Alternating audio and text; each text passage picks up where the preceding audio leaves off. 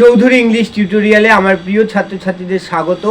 আজকে আমি West Bengal board of secondary এডুকেশনের দশম শ্রেণীর প্রথম লেসন ফাদার সেলফ এর যে ইউনিট 2 আছে, এই ইউনিট 2 নিয়ে আমি আজকে আলোচনা করছি।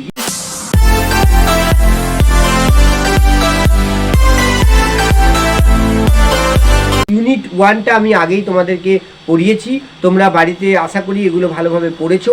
এবং ইউনিট 2 আমরা দেখব, এটি আর কে নারায়ণের লেখা, তোমরা জানো। ইউনিট 2তে কি আছে আমরা তাহলে এটা পড়ি। Swami hoped that with this his father would be made to see why he must avoid school for the day. Unit 1-এর শেষে আমরা কি দেখেছিলাম? স্বামীনাথন তার বাবাকে নানাভাবে বোঝাতে থাকে যে সে কিন্তু স্কুলে যাবে না, তার অজুহাত কিন্তু খুঁজে সে তার বাবাকে বোঝানোর চেষ্টা করে এবং একটার পর একটা অজুহাত বদলাতে থাকে। অনেক ছেলে মেয়ে এরকম আছে যারা কিন্তু এরকম করার চেষ্টা করে। কিন্তু আমরা এবার এতে কি দেখব, অর্থাৎ ইউনিট 2তে আমরা কি দেখব? ইউনিট 2তে আমরা দেখব যে স্বামী এটা আশা করেছিল যে এটা দিয়ে সে তার বাবাকে এটা বোঝাতে পারবে যে সে কেন স্কুল আজকে অ্যাভয়েড করতে চায়। এটা দিয়ে মানে কোনটা দিয়ে? অর্থাৎ ইউনিট 1-এর শেষে আমরা দেখেছি যে স্বামীনাথন বলেছিল যে স্যামুয়েল ছিল একজন রাগী টিচার, তিনি ছিলেন একজন রাগী অ্যাংরি পারসন, এবং এমনকি হেডমাস্টার মশাইও কিন্তু স্যামুয়েলকে ভয় পায়।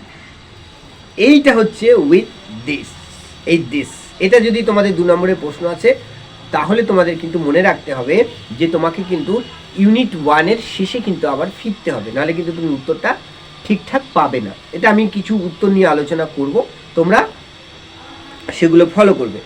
But father's behaviour took an unexpected turn, কিন্তু বাবার বিহেভিয়ার, আচরণ কিন্তু একটা অপ্রত্যাশিত পরিবর্তন ঘটালো। বাবা কিন্তু তাতেও নতি স্বীকার করলেন না। বাবা কি করলেন? হি propose to send a letter with স্বামী টু দ্য হেডমাস্টার। তিনি কি করলেন? তিনি একটা ভালো প্রস্তাব রাখলেন। কি? স্বামীনাথন মানে তার ছেলেকে দিয়ে হেডমাস্টার মশাইকে একটি চিঠি পাঠাবেন, যে চিঠিতে স্যামুয়েল মানে স্বামীনাথনের ক্লাস টিচার, যিনি ম্যাথামেটিক্সের টিচার স্যামুয়েল, তার সম্পর্কে কিন্তু ঝুড়ি ঝুড়ি অভিযোগ লেখা আছে। কিন্তু আদতে কি তা ছিল? তা কিন্তু ছিল না। অর্থাৎ স্বামীনাথনের বাবার মূল উদ্দেশ্যই ছিল কিন্তু কি, মূল লক্ষ্যই ছিল কিন্তু তার সন্তানকে স্কুলমুখী করে তোলার জন্য কি করা যায়। তিনি কিন্তু জানতেন যে হেডমাস্টার মশাই কিন্তু এখন ছুটিতে আছেন এবং Samuel is a very good teacher and he is a good person to. এটা কিন্তু তিনি জানতেন।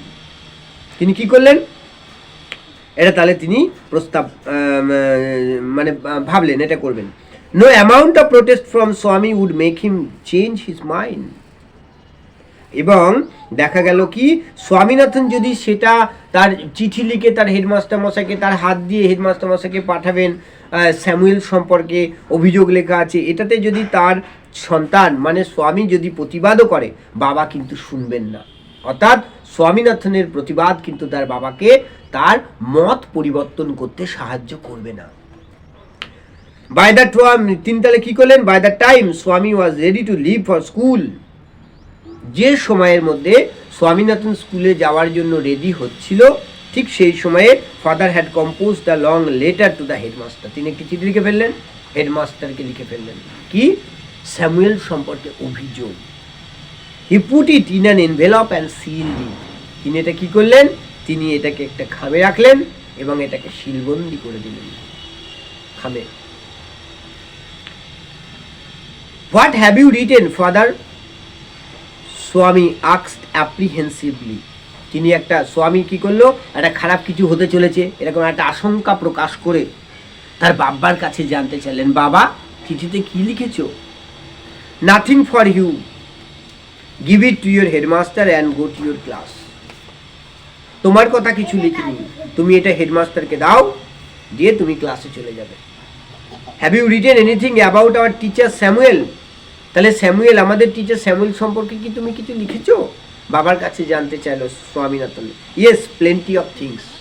বাবা উত্তর দিল, হ্যাঁ প্রচুর কিছু লিখেছি, প্রচুর অভিযোগ। What has he done? তিনি কি করেছেন? ফাদার বাবাকে জিজ্ঞেস করলেন, বাবা তিনি কি করেছেন? এবার নিজের মধ্যে কিন্তু একটা অনুশোচনা কাজ করার এটা প্রথম ধাপ শুরু হলো। Everything is there in the letter, চিঠিতে কিন্তু সবই আছে। Give it to your headmaster, এটা যাও হেডমাস্টার মশাইকে দিয়ে দিও। Swami went to school feeling that he was the worst boy on earth. Swami কি করলো? স্বামী স্কুলে চলে গেল এটা ভেবে যে সে পৃথিবীর মধ্যে সব থেকে খারাপ ছেলে, কারণ তার মধ্যে প্লিক অফ কনসায়েন্স, বিবেকের দংশন কিন্তু শুরু হয়ে গেছিল। হিজ কনসায়েন্স বদার্ড হিম, তার কিন্তু বিবেক বোধ তাকে তাড়া করে নিয়ে বেড়াচ্ছিল।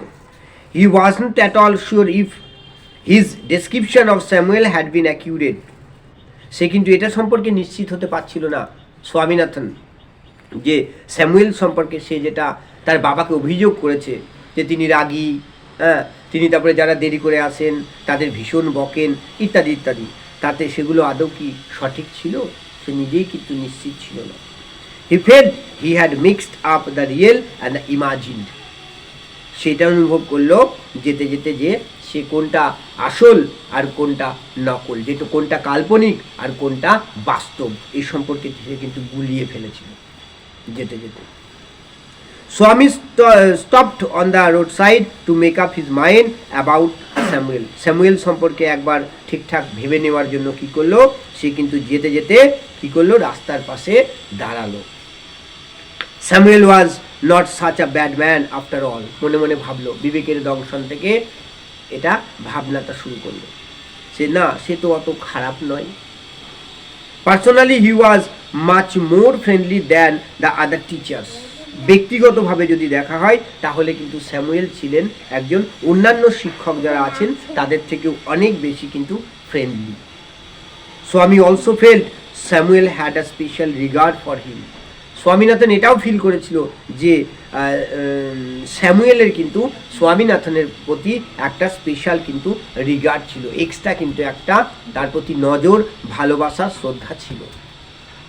অর্থাৎ স্যামুয়েল, এই লাইনটা থেকে কিন্তু বোঝা যাচ্ছে যে স্যামুয়েলের সাথে বা স্কুলের হেডমাস্টার মশাইয়ের সাথে কিন্তু স্বামীনাথনের বাবার কিন্তু একটা লিঙ্ক কিন্তু ছিল, যেটার পরিপ্রেক্ষিতে কিন্তু এই স্বামীনাথনের প্রতি কিন্তু স্যামুয়েলের একটা গভীর ভালোবাসা কিন্তু প্রকাশ পেয়েছিল। কিন্তু তার স্বামীনাথন কিন্তু মূলতই চেয়েছিল যে স্কুলটাকে কি করে বাঙ্ক করা যায় সেই চিন্তা ভাবনা করতে, তাতে কিন্তু সে সফল হল না। আর স্বামীনাথনের বাবার মূল উদ্দেশ্য ছিল কি, মূল লক্ষ্যই ছিল তাকে স্কুল মুখী কিভাবে করে তোলা যায়।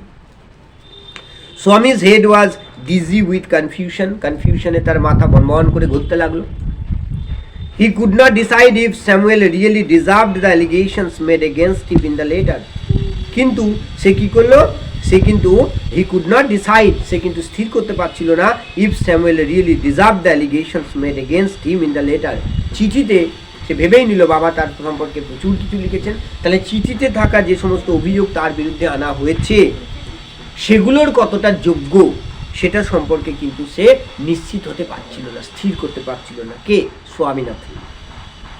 The more he thought of Samuel the more Swami gripped for him, যত বেশি সে স্যামুয়েলের কথা ভাবতে লাগলো তত বেশি তার মধ্যে কিন্তু অনুশোচনাগ্রস্ত কষ্ট শুরু হলো।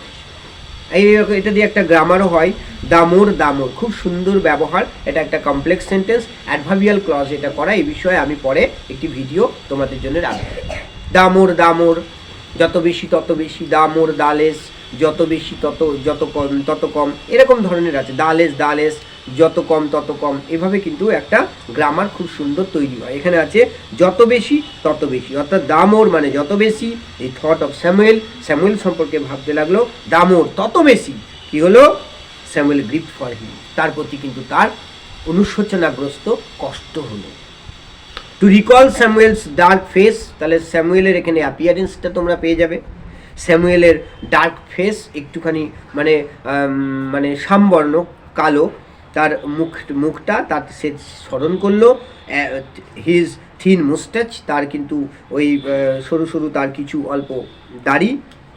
আনশেভেন চিক, আর কি করলো তার হচ্ছে যে আনশেভেন এরকম তার তোমার ওই দাড়ি কাটা হয়নি, আনশেভ করা আছে, আর মুস্টাচ গোপ সরু পাতলা গোপ, এটা কিন্তু সে কী করলো স্মরণ করতে লাগলো। অ্যান্ড ইয়েলো কোট, তার হলুদ রঙের সে কোট পরে আসতো, এইটা তার মনে পড়লো। ফিল্ড স্বামীনাথন উইথ সরো, এগুলো দিয়ে কিন্তু তার আরও বেশি অনুশোচনাগ্রস্ত, শব্দটা মনে রাখবে, অনুশোচনাগ্রস্ত দুঃখ তার মধ্যে কিন্তু আসলো। যে সরু সরু গোপ, তারপরে হচ্ছে যে গালে অল্প অল্প দাড়ি, গাল ভর্তি, আর হচ্ছে ইয়েলো কোট পরে আছে, তার একটা দেখে মানে তার এইরকম চিহ্ন কল্পনা করে স্যামুয়েল সম্পর্কে স্বামীনাথন এরকম কল্পনা করে তার মধ্যে আরও বেশি কিন্তু কষ্ট লাগবে। এভাবে আমরা ইউনিট 3 নিয়ে আমরা এই পরের ভিডিওতে আমি আলোচনা করব। ততক্ষণ পর্যন্ত তোমরা এই টেক্সটটি খুব খুঁটিয়ে পড়বে এবং আমি 2 নম্বরের কিছু প্রশ্ন উত্তর নিয়ে তোমাদের আলোচনা করব, সেগুলো তোমরা ফলো করবে। এই ইউনিট 3 নিয়ে আমি খুব তাড়াতাড়ি তোমাদের সামনে আসছি। ততক্ষণ পর্যন্ত তোমরা ইউনিট 2টি পড়ে নাও এবং আমার পরবর্তী ভিডিওগুলো ফলো করতে থাকো। তোমাদের যদি আমার এই চ্যানেলটি ভালো লাগে তাহলে তোমরা সাবস্ক্রাইব করতে কিন্তু ভুলো না। ধন্যবাদ।